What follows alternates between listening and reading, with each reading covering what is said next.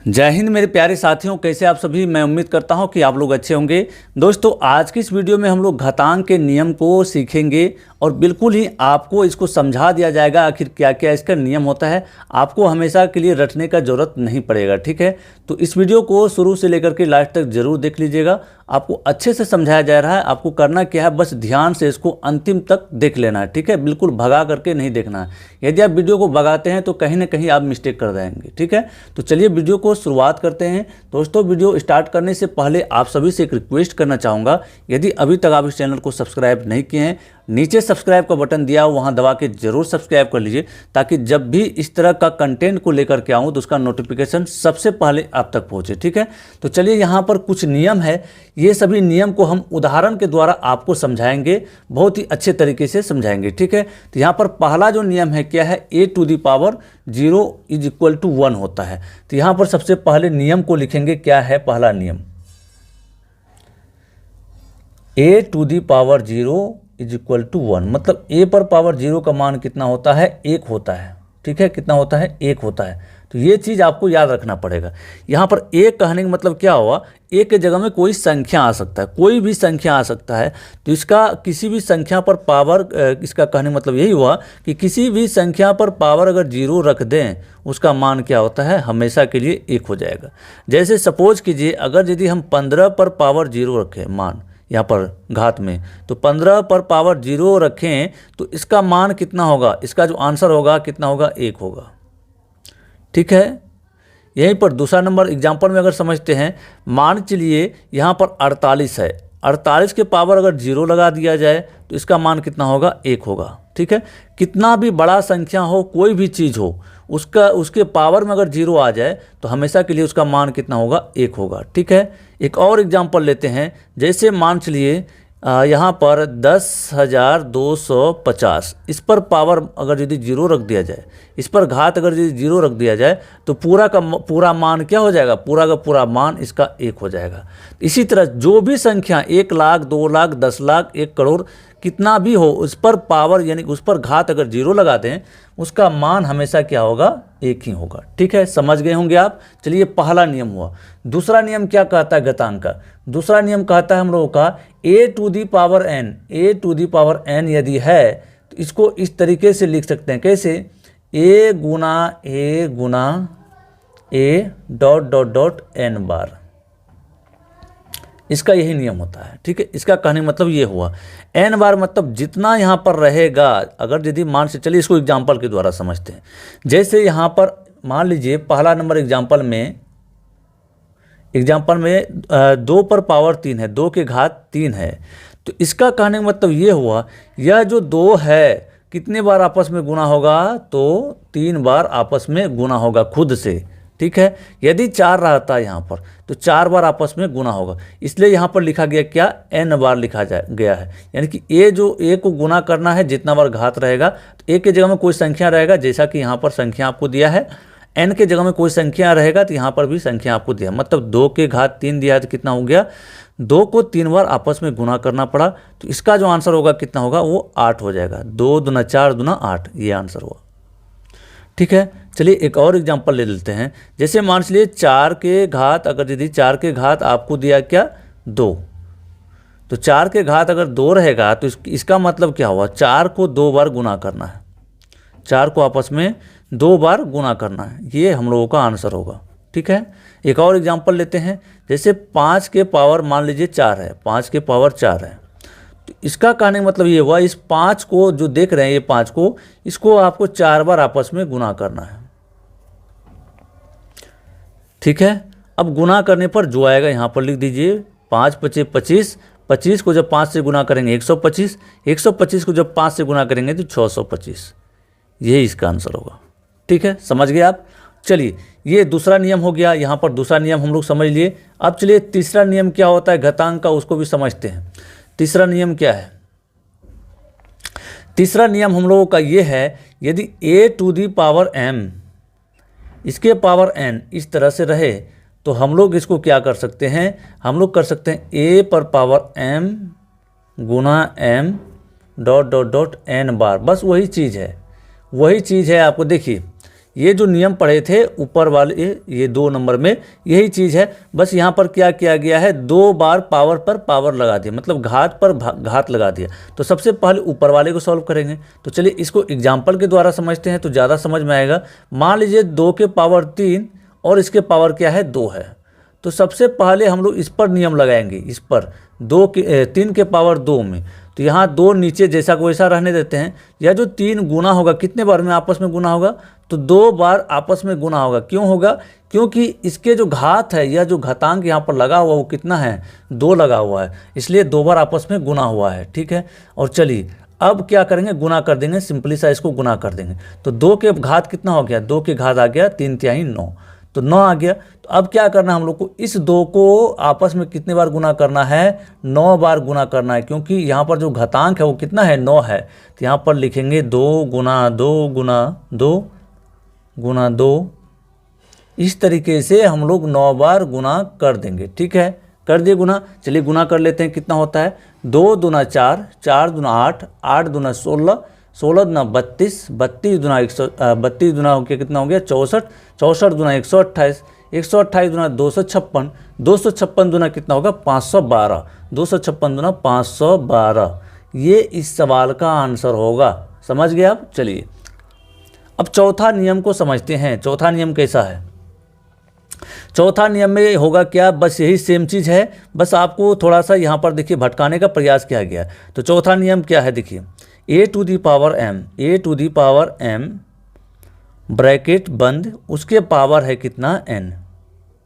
तो इसका जो नियम होता है, इसका नियम ये होता है कि a⁴ यहाँ जो ब्रैकेट के बाहर है उसको आपस में सीधा सीधा गुना कर देना होता है, m गुना n, m गुना n।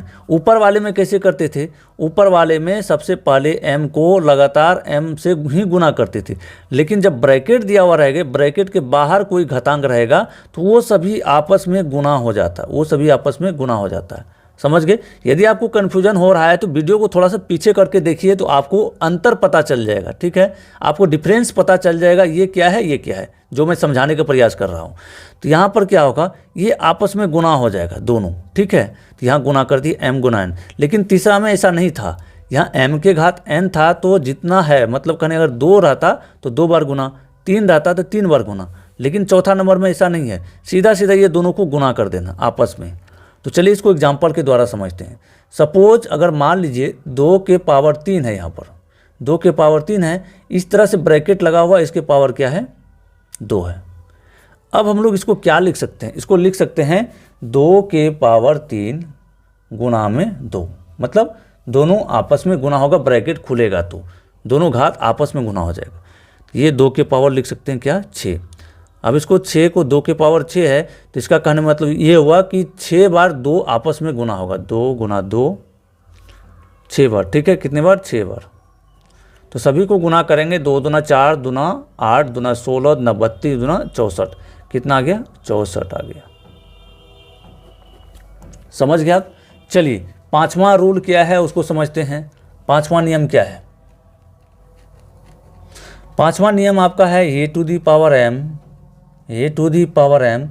गुना में a⁴n। इस तरीके से रहेगा तो देखिए समान आधार रहने पर घात आपस में क्या होता है जुड़ जाता है, और गुना का चिन्ह जब रहेगा आपस में घात जुड़ जाएगा।